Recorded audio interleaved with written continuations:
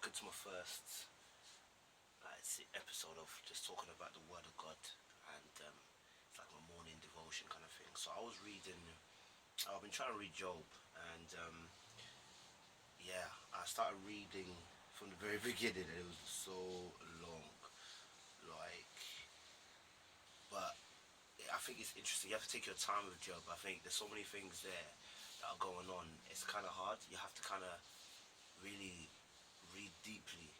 It's a bit like how when you first start reading Leviticus, it's just like, yo, fam.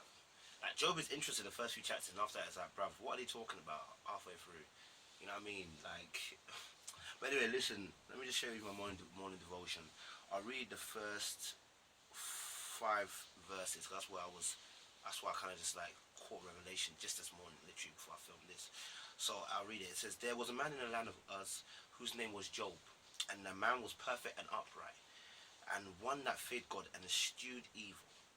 And there were born unto him 7 sons and 3 daughters. His substance also was 7,000 sheep and 3,000 camels and 500 yoke of oxen and 500 she asses and a very great household, so that this man was the greatest of all the men of the east. Okay, so this scripture, literally what came to me was, right, I noticed that it mentions how many sons he had, how many daughters he had specifically, then mentioned how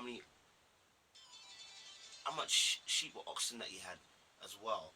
And I thought to myself, why is the Bible mentioning that? Because you have to realize, when the Bible mentions numbers, it rarely mentions specific numbers, but when it does, it's for a specific reason.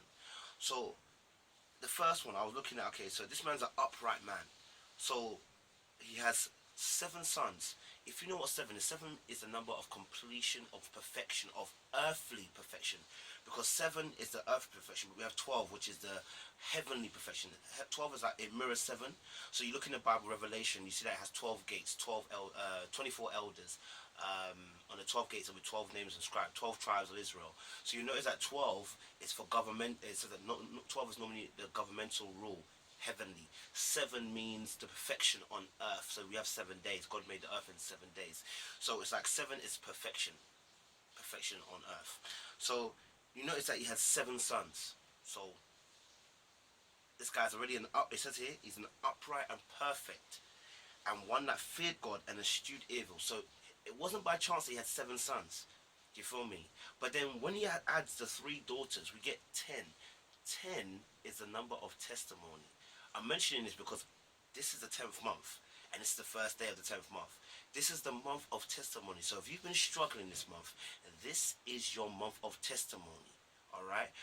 This is your month of testimony. But I'm going to show you something a little bit deeper, because this year, I'm not going to lie to you, I haven't been on my form the way I thought I should be. But let me just read this thing and I'll explain. So we've got 10 now. The number of testimony. These children are his testimony. They are a testimony to his great bounty that he has, that God has blessed him with. That's what he's testifying to. He's testifying to how great God has been to him, because he's an upright and just guy who eschews evil. Verse 3. His substance also was 7,000 sheep and 3,000 camels and 500 yoke of oxen and 500 she asses. Now, if it had left it at 7,000 sheep and 3,000 camels, we're back at 10 here again, and we're back at testimony.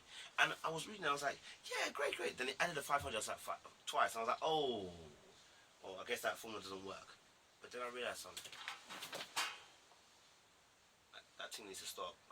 Then I realized something. Hold on a minute. That equals, if we do this calculation, 7 plus the 3 plus the 5 plus the 5, 500, 3,000, 7,000 equals 11,000. 11 is the number of rebellion or war. Now we know Job didn't rebel. But if we link this into verse 4, it says, and his sons went and feasted in their houses every one of his days, and he sent and called for his 3 sisters to eat and drink with them. And it was so that when the days of feasting were gone out, that Job sent and sanctified them, and rose up early in the morning and offered burnt offerings according to the number of them all. For Job said, it may be the sons have sinned and cursed God in their hearts. Thus did Job continually. We can tie in 11, the sheep, the oxen, tie it in with burnt offerings, because we offer burnt offerings. Why? Because there's been incorrect behavior. There's been trespasses or transgression against God's law.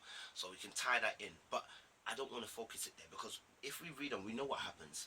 Later on, we're taken into heaven, and Satan comes into heaven to talk to. Well, Satan comes in and he's roaming, and God asks him, "Where have you been?" He says, "I was roaming to and fro." And and what happens? Then they put the wager on Job, right? Number 11 doesn't just mean rebellion; it means war. And who is warring? You are warring against who? The enemy, Satan. You see, so it was showing us that these oxen are not just tied in. The number 11 is not just placed there for a joke, you know. It's placed there for a specific reason. That these, although he's been blessed with this, there's a war coming. The war that's coming is between him and Satan, because Satan wants to make sure that you fall. You are trying to do your best to stick with God. So the number 11 was war. This was particular. This little thing came to me, so I was like, oh, okay. So the ox and everything, he has been a testimony, yes. But what happens? There's a war on what? The war comes and it takes away what? All his bounty, all the things that we can testify that God was good in his life have been taken.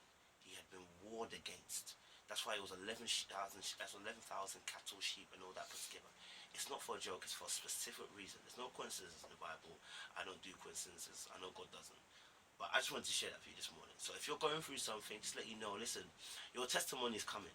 But know this, there's also a war coming to make sure that you don't get that testimony that you need. So keep pushing through, keep praying, because as Job did, he suffered a lot, but he kept pushing through.